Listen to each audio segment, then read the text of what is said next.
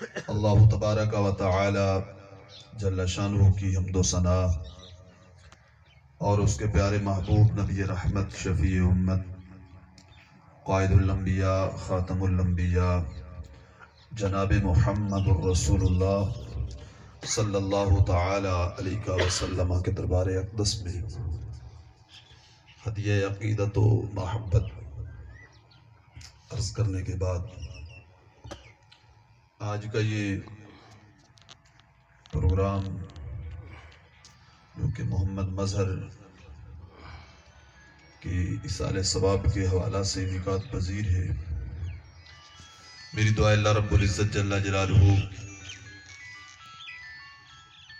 محمد مظہر کی کامل بخشش اور مغفرت فرمائے، لواحقین کو صبر جمیل دے۔ اللہ رب العزت جل جلالہ ہم سب کو قرآن و سنت کا فہم عطا فرمائے۔ تھوڑے ہی وقت کی حاضری ہے، قرآن و سنت کی چند ضروری باتیں آپ حضرات سے کرنا چاہتا ہوں۔ اللہ رب العزت جل وعلا کا کروڑوں بار شکر ہے کہ اس نے ہمیں ایمانیات کے معاملہ میں شکوک و شبہات سے محفوظ رکھا۔ آج پرفتن دور ہے، ہر طرف فتنے ہی فتنے ہیں، جن کی میرے آقا علیہ الصلوۃ والسلام نے آج سے 14.5 صدیاں پہلے خبر دی تھی کہ بارش کی طرح فتنے اتریں گے۔ آج وہ دور آ چکا ہے، ہر طرف سے فتنے ہیں، اور اس پرفتن دور کے اندر ایمان کو محفوظ رکھنا بہت مشکل ہے، اور اس دور میں ایمان محفوظ رکھنا ہی میں سمجھتا ہوں بہت بڑا جہاد ہے، اور بہت ہی یہ بڑا اجر والا معاملہ ہے۔ ایمانیات کے اندر ایک چیز جس پہ ہمارا ایمان ہے وہ ہے ایمان بالقدر، تقدیر کے مسئلہ میں حکم ہے کہ باس نہ کرو، اس میں گہرائی میں نہ جاؤ۔ اور ہمارے کچھ سادہ لوگ جب فارغ بیٹھتے ہیں تو تقدیر پہ باس کرتے ہیں، جن بیچاروں کو پتہ ہی نہیں ہے کہ تقدیر ہے کیا، اور تقدیر کے معاملہ میں اتنی پیچیدگی ہے، اور اس معاملہ میں اگر بے احتیاطی کی جائے تو بندہ کفر تک چلا جاتا ہے۔ لوگ سمجھتے ہیں کہ ہم مجبور ہیں کہ جو لکھا گیا ہے ہم نے وہ کرنا ہے، بلکہ اس طرح نہیں ہے۔ ہم نے جو کرنا تھا اللہ نے وہ سارا کچھ پہلے ہی لکھ دیا ہے۔ یعنی یہ نہیں ہے کہ ہم نے کرنا ہے بعد میں اللہ کو پتہ چلے، ایسا نہیں ہے، بلکہ پھر اللہ تو نہ ہوا نا، پھر خدا کسے کہیں گے کہ جس کو پتہ ہی نہیں ہے، جب کام ہوگا تو پتہ چلے گا۔ اللہ رب العزت جل وعلا نے ہمیں پیدا کیا، ہمیں پیدا کرنے سے کئی ہزار سال قبل اللہ رب العزت جل وعلا جانتا تھا، اور اس نے لکھ دیا کہ لوگ کیا کیا کام کریں گے۔ تقدیر کے لحاظ سے کچھ چیزیں ضروری ہیں، ان کو ذہن میں رکھنا ہوگا کہ سب سے پہلے تو یہ بات ہے کہ اللہ رب العزت جل وعلا کو اللہ نے جو اشیاء بنائی یا جو اشیاء مارز وجود میں آئی، ان کے وجود سے پہلے ان کا علم تھا۔ جو پیدا ہو چکی، جو انسان، حیوان، ہر قسم کی مشینری جو مارز وجود میں آئی، ان کے وجود سے پہلے اللہ رب العزت جل وعلا کو علم تھا۔ دوسرے نمبر پر رب العزت جل وعلا نے یہ سارا کچھ لوح محفوظ میں لکھا ہوا ہے۔ اب لوح محفوظ یہ مخلوق ہے، اس کے لحاظ سے یعنی یہ نہیں ہے کہ سارا علم ہی لوح محفوظ میں ہے، اس کی ایک حد ہے، بلکہ اللہ کے علم کی کوئی حد نہیں ہے۔ اللہ کا جو سارا علم ہے وہ لوح محفوظ میں نہیں ہے، بلکہ اللہ کا جو علم ہے اس سے کہیں آگے ہے۔ اب تقدیر کے لحاظ سے ہر اچھا کام برا کام اللہ کی مشیت سے ہوتا ہے. یہاں یہ بات بڑی قابل غور ہے. یہاں آ کے بڑی غلطی آ جاتی ہے کہ چونکہ لکھا ہوا ایسے ہے اللہ کی مرضی کے خلاف تھا, اللہ کی مرضی کے بغیر تو کوئی پتہ بھی نہیں حرکت کرتا. اب کوئی برا کام کر رہا ہے تو وہ اللہ کی مرضی ہے. بلکہ شرح مشکات کے اندر لکھا ہے ان المعصیت والطاعت, معصیت اور طاعت, والکفر والایمان, کفر اور ایمان, یہ ساری چیزیں اللہ کی قدرت سے ہیں, اللہ کے ارادے سے ہیں, اللہ کی مرضی سے ہیں. اب اس میں آگے فرق کر دیا, فرماتے ہیں غیر انہ جرد الایمان والطاعت علیہم الثواب. اب چونکہ ہمارے پاس عربی اردو پنجابی میں کوئی ایسا لفظ نہیں ہے کہ جس کو ہم مشیت اور رضا ان دونوں کا معنی ایک ہے, چونکہ ہمارے پاس کوئی لفظ نہیں ہے جدا. اگر تقدیر کے معاملہ میں اور عربی مفہوم میں دیکھیں تو اس میں بہت سارا فرق ہے. میرے آقا علیہ الصلوۃ والسلام فرماتے ہیں کہ اللہ رب العزت جل وعلا کی رضا اس میں ہے کہ ایمان میں اور طاعت میں اس پر اللہ ثواب دیتا ہے. اب جو دوسری چیزیں ہیں کفر گناہ, یہ ہوتا اللہ کی مشیت سے ہے لیکن اللہ کی رضا اس میں نہیں ہے. یعنی اللہ راضی نہیں ہوتا کہ کوئی برے کام کرے, اللہ اس پہ راضی نہیں ہے کہ لوگ بے نمازی رہیں, اللہ کی رضا نہیں ہے کہ کوئی چوری کرے. اللہ کی رضا کس میں ہے؟ اللہ کی رضا یہ ہے کہ بندے نمازی ہوں, اللہ کی رضا اس میں ہے کہ بندے مومن ہوں, اللہ کی رضا اس میں ہے کہ بندے مجھے بھی مانیں, میرے رسول کو بھی مانیں, میرے کہنوں پہ چلیں, میرا کہا مانیں. اللہ کی رضا اس میں ہے. مشیت میں ساری چیزیں برابر ہیں. چوری کرتا ہے وہ بھی اللہ کی مشیت سے کرتا ہے, کوئی غلط کام کرتا ہے یہ بھی اللہ کی مشیت سے ہوتا ہے. اللہ کی مشیت کے بغیر کوئی کام نہیں ہو سکتا. لیکن اللہ کی مرضی کس میں ہے, اللہ کی رضا کس میں ہے؟ اللہ کی مرضی ہے اچھے کاموں میں, اللہ راضی ہوتا ہے اچھے کاموں سے. حضرت مولا علی شیر خدا کرم اللہ وجہ الکریم سے کسی بندے نے پوچھا یا امیر المؤمنین اخبرنی عن القدر, اے امیر المومنین مجھے تقدیر کے بارے میں بتاؤ. فرمایا یہ بحر عمیق لا تلجہ, فرمایا یہ بڑا گہرا سمندر ہے, تو اس میں نہ جا, تیرے پاس اتنی طاقت نہیں ہے, تیرے پاس اتنا علم نہیں ہے.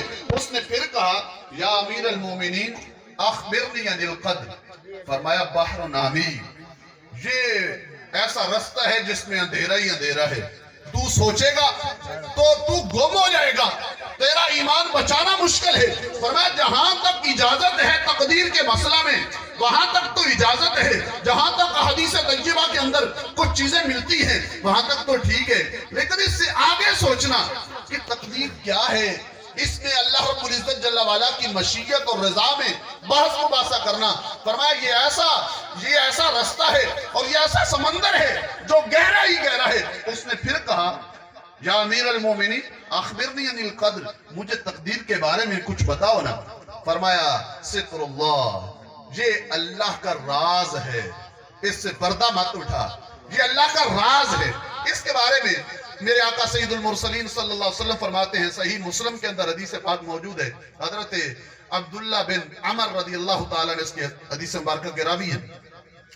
فرمایا کاتب اللہ مقادیر الخلائق, یہاں ہم نے بیٹھنا تھا تو یہ کب سے لکھا ہوا ہے, کاتب اللہ مقادیر الخلائق قبل ان یخلق السماوات والارض ب50,000 عام.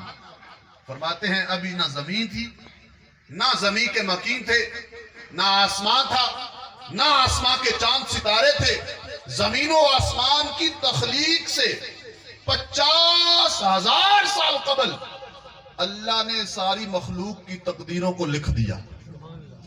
15ویں صدی میں پتھر میں جو کیڑا ہے اس کو جو رزق ملے گا یہ کب سے لکھا ہوا ہے.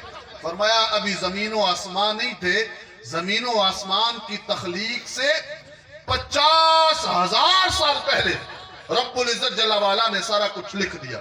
فرماتے ہیں ابھی زمین بھی نہیں تھی, آسمان بھی نہیں تھا, وَقَانَ عَرْشُهُ عَلَى الْمَاءِ، اللہ کا عرش تھا، پانی بھی تھا، اللہ کا عرش اس وقت پانی پہ تھا۔ اب یہ سوچنے کی بات ہے، جب زمین نہیں تھی پانی کس پہ تھا؟ یہی تو تقدیر ہے نا۔ آگے ذہن مت دوڑا، اللہ کی قدرتوں کو ذہن کے ترازو میں تولنا یہ بڑا مشکل ہے اور تولا نہیں جا سکتا۔ فرمایا اللہ کا عرش بھی تھا، پانی بھی تھا۔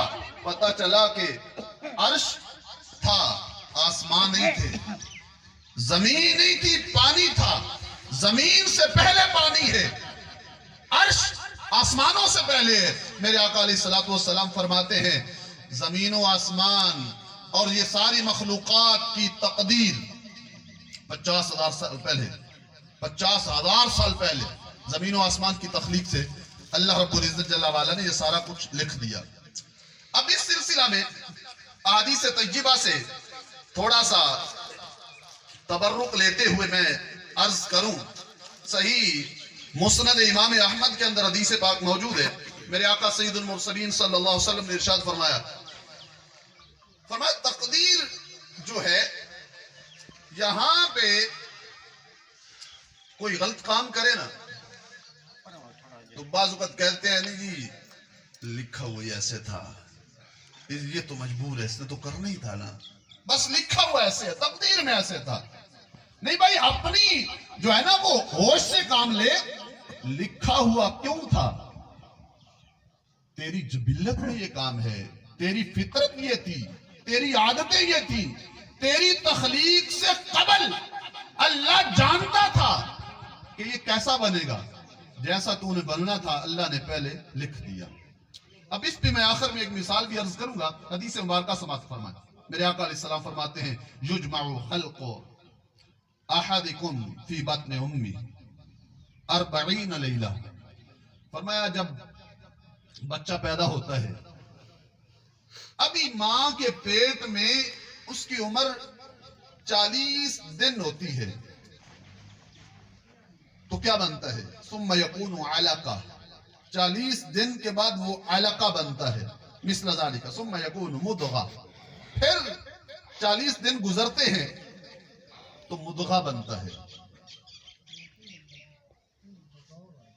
مثل ذالک ثم، پہلے نطفہ، پھر 40 دن کے بعد علقہ، پھر بنتا ہے مضغہ، جمع ہوا خون، لوتھڑا۔ دیکھو نا 40 کی لگتا ہے کہ انسان کی زندگی میں اس کی اہمیت بڑی ہے۔ 40 دن کے بعد 40 دن کے بعد پھر علقہ، پھر مضغہ، اب بندے کا وصال ہوا، پھر 40 دن کے بعد دعا کرنا، اس کی کوئی حیثیت تو ہے نا۔ 40 دن کے بعد حالت بدلتی ہے تو دعا کی ضرورت ہوتی ہے، اس واسطے 40ویں کی جو ہے وہ نوبت آتی ہے اور ضرورت پڑتی ہے اور ہم یہ سلسلہ کرتے ہیں۔ فرمایا 40 دن گزرتے ہیں، کل 120 دن گزرے تو کیا ہوا؟ میرے آقا صلی اللہ علیہ وسلم فرماتے ہیں ثم یبعث اللہ عز وجل الیہ ملکا من الملائکہ، اللہ فرشتوں میں سے ایک فرشتے کو ماں کے پیٹ میں بھیجتا ہے، بچے کے پاس، جس کی عمر ابھی 120 دن ہے ساری، اس کے پاس بھیجتا ہے۔ ابھی وہ پیدا بھی نہیں ہوا، ابھی تو پیدائش میں بھی اس کے کچھ مہینے باقی ہیں، لیکن فرشتہ آتا ہے، اللہ فرماتا ہے فرشتے اکتب، فرشتے کچھ لکھ۔ یا اللہ کیا لکھوں؟ عملہ، اے فرشتے اس نے جو عمل کرنے ہیں سارے لکھ دے۔ تقدیر ہے، ایک ہوتی ہے تقدیر عمری، ایک ہے تقدیر حولی، ایک ہے تقدیر یومی۔ تقدیر عمری وہ تقدیر جو لوح محفوظ پہ لکھی تھی، وہ جانتا تھا صرف اللہ۔ اب جب بچے کی عمر 120 دن ہوئی، اللہ نے فرشتے کو بتا دی، اے فرشتے اس نے یہ عمل کرنے ہیں سارے لکھ دے۔ عملہ، فرشتہ عمل لکھتا ہے، وَأَجَلَهُ، اس کی موت کا وقت بھی لکھ دے، عمل، موت، وَرِزْقَهُ، اس کا رزق بھی لکھ دے۔ آگے فرمایا وَاكْتُبْهُ شَقِيًّا أَوْ سَعِيدًا، یہ بھی لکھ دے کہ یہ بدبخت ہوگا یا خوش بخت ہوگا. یہ پہلے فیصلے ہو چکے ہیں. فیصلے تب ہوئے یعنی جو کچھ ہم نے کرنا تھا وہ سارا کچھ تحریر ہو گیا. عمل بھی لکھے گئے, موت کا وقت بھی مقرر ہے لکھا گیا, رزق بھی لکھا گیا. بدبخت ہونا یا سعید ہونا یہ بھی لکھا گیا. اب جو اگلی بات ہے وہ بڑی پیاری ہے اور بڑی غور سے سننے والی ہے. ثم قال والذی نفس عبد اللہ بیدی ان الرجل بچہ پیدا ہوا, ہوش کے قابل ہوا, وہ شعور والی زندگی کو پہنچا. کبھی ایسا ہوتا ہے لَيَعْمَلُ بِعَمَلِ أَهْلِ الْجَنَّةِ, کبھی ایسا ہوتا ہے کہ بالغ ہوتے ہی نیکی کے کام شروع کر دیتا ہے. نمازی, پرہیزگار, تہجد, قرآن کی تلاوت. عمر اس کی 80 سال ہو گئی, مسلسل یہ کر رہا ہے. فرماتے ہیں کہ بَيْنَهُ وَبَيْنَ الْجَنَّةِ غَيْرُ زِرَاعٍ, جنت کے اور اس کے درمیان صرف ایک بالشت کا فرق تھا. دل پلٹا, کفر کر بیٹھا. فَيَعْمَلُ بِعَمَلِ أَهْلِ النَّارِ, جنت کے بالکل قریب تھا. اب کیا ہوا, جہنمیوں والے عمل اس نے شروع کر دیے یا جہنمیوں والا اس سے عمل ہو گیا.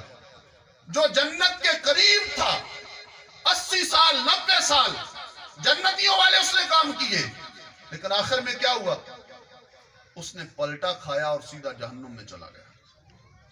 پھر بناتے حضور کبھی ایسا ہوتا ہے کہ بچہ پیدا ہوا, شعور والی زندگی کو پہنچا. بعمل اہل النار حتی ما یکون بینہ و بین النار غیر ذراع, جتنی اس کی زندگی تھی وہ عمل جہنمیوں والے گندے کام برے کام کر رہا ہے, اور اس کے اور جہنم کے درمیان صرف ایک بالشت کا فرق تھا. دل پلٹا, تائب ہو گیا, اللہ سے ڈر گیا, معافی مانگ لی, اپنے کیے پہ شرمندہ ہو گیا. فرمایا جو جہنم کے بالکل قریب پہنچ چکا تھا, ایک بالشت فرق باقی تھا, دل پلٹا, تائب ہوا. بعمل اہل الجنہ فیموت فیدخل الجنہ, وہ جس نے عمل برے کیے تھے آخر میں اس سے عمل اتنا اچھا ہو گیا کہ تائب ہوا. جب موت کا وقت آیا اللہ نے اسے جنت میں داخل فرما دیا. فرمایا کوئی اپنی تہجد پہ گمنڈ نہ کرے, کوئی اپنے علم پہ ناز نہ کرے, کوئی پرہیزگاری کو سامنے نہ رکھے کہ میں پرہیزگار ہوں, فلاں یوں ہے, میں اتنا اچھا ہوں, فلاں اچھا نہیں ہے. فرمایا آخر جو وقت ہے خاتمے کا اعتبار کیا جائے گا. اپنے خاتمے کو جب سامنے رکھو گے, جس کا خاتمہ اچھا ہوا اس کی آخرت بھی اچھی ہو جائے گی. یعنی علم, تقوی, پرہیزگاری, نمازی ہونا, تہجد گزار ہونا اور اس پہ اکڑنا, تکبر کرنا, یہ بڑا برا ہے. کیونکہ میرے آقا علیہ السلام فرماتے ہیں کہ آخری جو وقت ہے اس کی جو فکر ہی نہ کرتا. میں نے یہ حدیث جو پڑھی, میں نے یہ مضمون, چونکہ بڑا مشکل سا مضمون ہے, آپ لوگ تھوڑا سا اس کو سمجھنے میں مشکل محسوس کر رہے, میں نے صرف اس حدیث مبارکہ کو سامنے رکھتے ہوئے نا یہ پورا مضمون مجھے بنانا پڑا, اس واسطے کہ مجھے ایک اس محمد مظہر کی جو شہادت ملی ہے, ایک بات ملی ہے کہ آخری جو دن تھے روتا تھا اللہ سے ڈر کے کہ اللہ مجھ سے غلطیاں ہوگی, معاف کر دے. تو میں حدیث مبارکہ کو گواہ بنا کے سامنے رکھ کے بغیر کسی طمع اور لالچ کے اور بغیر کسی ریاکاری کے حدیث مبارکہ کا سہارا لیتے ہوئے یہ بڑے وثوق سے کہہ رہا ہوں کہ اللہ نے ضرور اس کی مغفرت فرما دی, اللہ نے ضرور اسے بخش دیا ہے. میں نہیں کہہ رہا, میرے آقا علیہ السلام کا فرمان اور وہ مکمل وہ جملے میں نے پیش کر دیے ہیں کہ کبھی کبھی ایسا ہو جاتا ہے کہ کام اس لیول پہ نہیں ہوتے, لیکن جب آخری وقت آتا ہے اللہ فرماتا ہے تیاری کر لے, تائب ہو جا, تو وہ تائب ہو جاتا ہے. تو اس واسطے میرے آقا علیہ السلام نے فرمایا جو سلسلہ ہے تقدیر کا اس پہ ایمان بھی ضروری ہے. एक मौका ऐसा आया, मेरे आका अलैहिस्सलाम, सही तिरमिज़ी में ये हदीस मुबारका मौजूद है, सरकार दो आलम सल्लल्लाहु अलैहि वसल्लम काशाना नबुव्वत से बाहर तशरीफ लाए, मस्जिद नबी में तशरीफ लाए, तो आपके दोनों हाथों में ना 2 किताबें थी। सरकार दो आलम सल्लल्लाहु अलैहि वसल्लम तशरीफ लाए सहाबा के पास, फरमाया अतदरूना मा हाज़ल किताबात, सहाबा जानते हो कि ये 2 किताबें कौन सी हैं? अब ये वो जमाना है कि जब कुरान हड्डियों पे लिखा जा रहा था, कुरान पत्तों पे लिखा जा रहा था, कुरान लिखने के लिए वर्क नहीं था। ये मुजल्लद 2 किताबें हुजूर के हाथ में हैं। ये हुजूर ने पूछा जानते हो?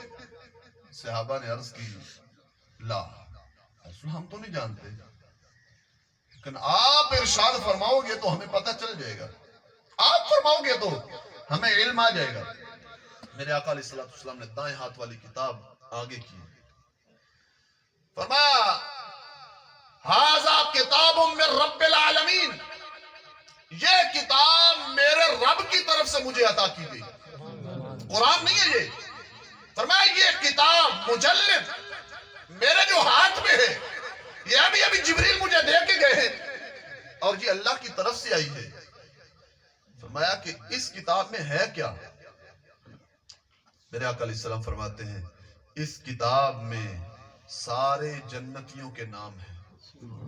सारे जन्नती जो पहली सदियों में गुजरे, पहले अंबिया कराम के उम्मती हैं, कयामत तक जो हुजूर के गुलाम जन्नती बनेंगे, सब के नाम हुजूर फरमाते हैं जो मेरे दाएं हाथ में किताब है, इसमें उन सब के नाम हैं।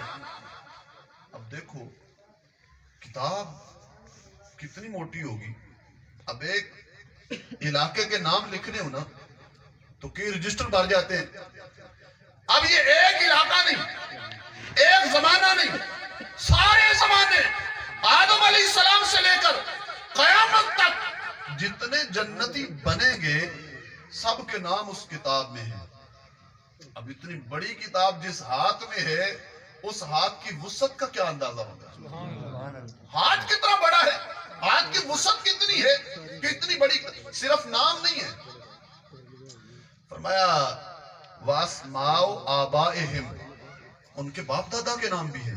मजीद वुसअत आ गई, फरमाया सिर्फ बाप दादा के नहीं, व कबाइलिहिम, उनके कबीलों के नाम भी हैं। जन्नतियों के नाम, उनके बाप दादा के नाम और उनके कबीलों के नाम, कौन सी बरादरी से है, कौन से कबीले से है, किसका पोता है, किसका बेटा है, नाम क्या है, सारी तफसील उसमें लिखी हुई है।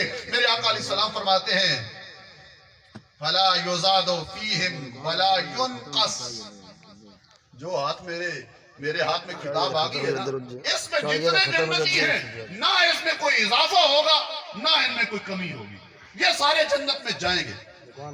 अब दूसरा हाथ आगे किया, फरमाया हाज़ा किताबुम मिन रब्बिल आलमीन, ये जो मेरे हाथ में किताब है इसमें सारे जहन्नमियों के नाम हैं और सारे जहन्नमी सिर्फ जहन्नमी नहीं, वास्माउ आबाइहिम, उनके बाप दादा के नाम भी हैं, व कबाइलिहिम, उनके कबीलों के नाम भी हैं।